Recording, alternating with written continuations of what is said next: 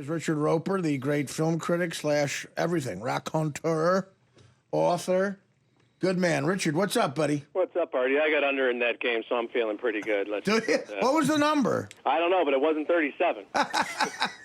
Yeah, my God, what a weird league it is this year, right? It has been. Did you guys talk at all about what happened in Chicago yesterday with the Bears game?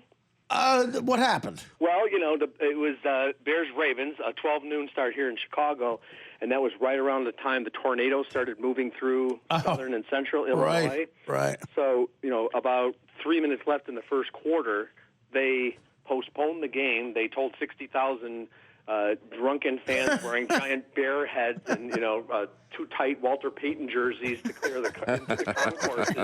And there was like a 2-hour delay while they waited out this insane storm. It was like 70 degrees in Chicago yesterday morning. You knew some weird weather was coming in November. So they had all this crazy weather. Then they go back out on the field. And, of course, the game went into overtime. So by the time the game was over, just in terms of the actual, real clock, it was about a 5.5-hour football game. Right. Yeah. Well, listen, man. I mean, the fans are probably bitching about that. They don't want to go home. Most of those people. The great thing was during the hour and 53-minute rain delay, they continued to sell the beer. Yeah. So by the time they cut off beer sales midway through the third quarter, some of those fans were already hung over. Right. Nothing like a 400-pound Bear fan with a beer headache. There are unconfirmed reports that some of them, stuck in the concourse for an hour and a half, didn't wait to get into a bathroom, shall we say. Right. It's Look at this. raining, you're already wet and cold. What difference does it make, right? Right. Oh, God. Dude, I have anxiety. That just gives me an anxiety attack. Just hearing being a tornado and you're like, you're in the stadium. That's a absolutely. nightmare. You hate weather, and you can't go to the bathroom. By the way, the Panthers just scored, so it looks like they'll probably win this game. Well, they're going to go up They 4, left but a then you minute. give What, Tom Brady a minute left. Yeah, you don't want to do that, actually. So, Richard, what's your take on the Freedom Tower is not going to be the biggest building in the country just because of a big antenna? Is Chicago really pissed about that? I don't know if they're really pissed, but I mean there is some sort of common sense logic that says the building is as tall as the place where you can stand, right? I mean, the top floor of the building, that seems to be the building. And I've seen the Freedom Tower. I was just there to see you a couple weeks ago. Right. And it's a great thing. But, when people look at a building, they'll go, look how tall it is, especially with that spire. They look at the top of the building. So, to me, the Willis Tower, to me, would still seem to be the tallest building. They have one of those ledges. They have several of them, actually. Those ledges where you can go out. Yeah, I've been on top of that. Yeah, I've been up there. Yeah. Yeah, and it's pretty cool. That's scary. Yeah. That's scary. The Empire State Building. A lot of people don't know this, but a guy who kind of has connections there. I'll put it that way. I can't say anymore, but told me there's a floor that has a 3-foot wall on like the 103rd floor has a 3-foot wall around it. Like literally, it comes up to half a person. Really?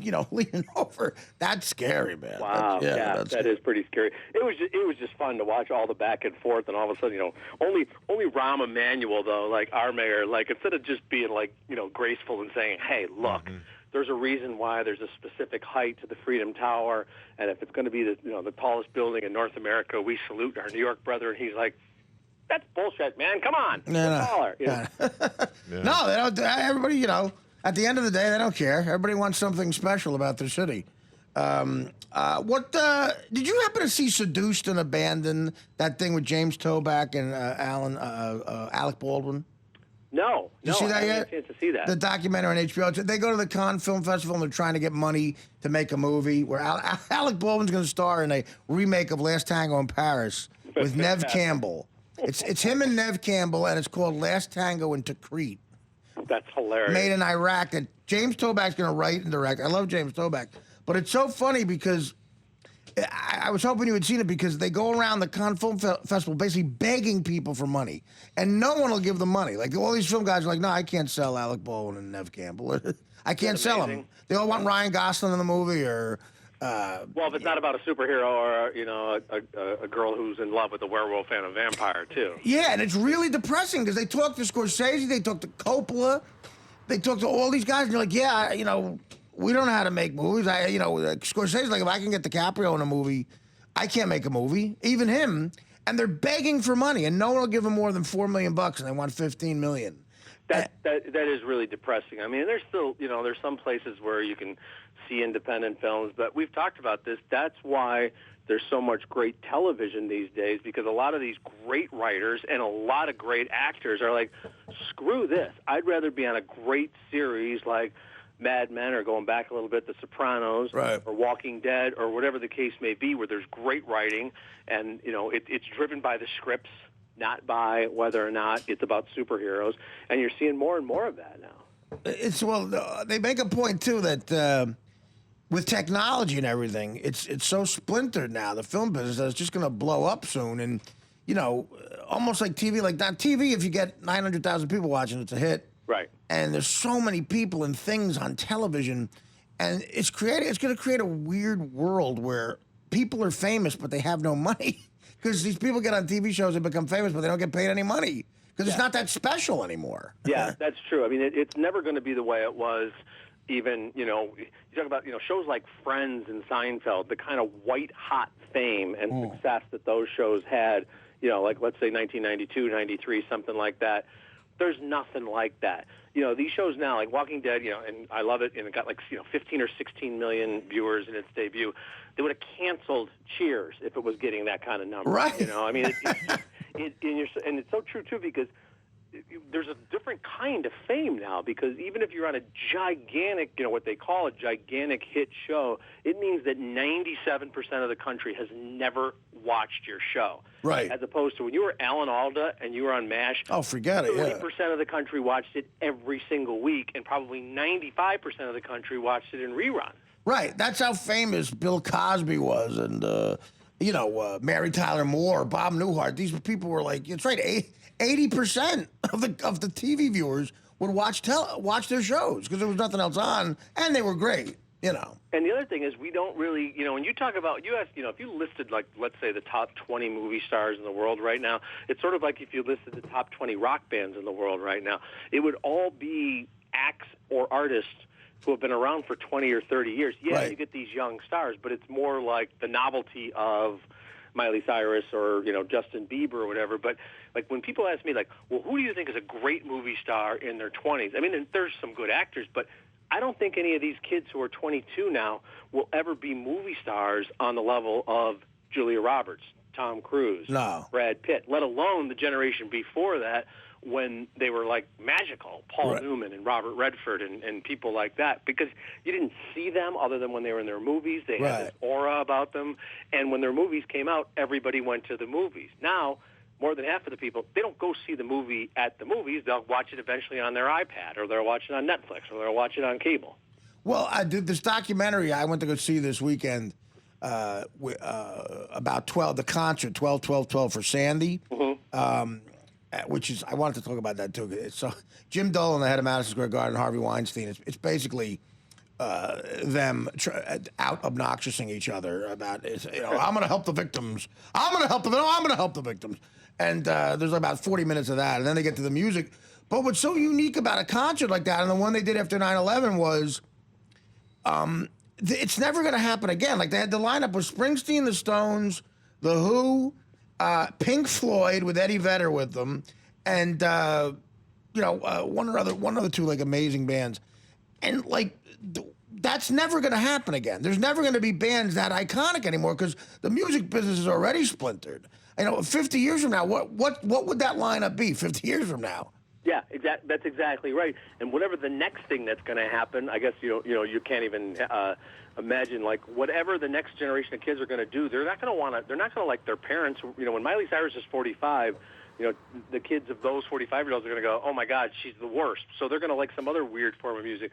But people are not going to be spending $250 for a concert ticket 20 years from now featuring the acts of today. It's just not you're right. Happen. Exactly. It's the last time it's going to happen. But, the Eagles played Chicago a couple of weeks ago. Right. And, sold out. Elton John's coming in a couple of weeks. Sold out. Yeah. Rod Stewart fills the United Center where the Bulls and the Blackhawks play. These are the acts that can fill the 22,000-seat venues. Yeah. I guess the Stones keep doing it because they can. They're the only bands that can do that. Yeah.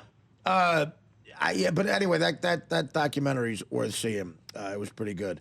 What about movies out now, man? Like, well, we looked through. Me and my fiance decided we are going to go to the movies, and I convinced her to go see that.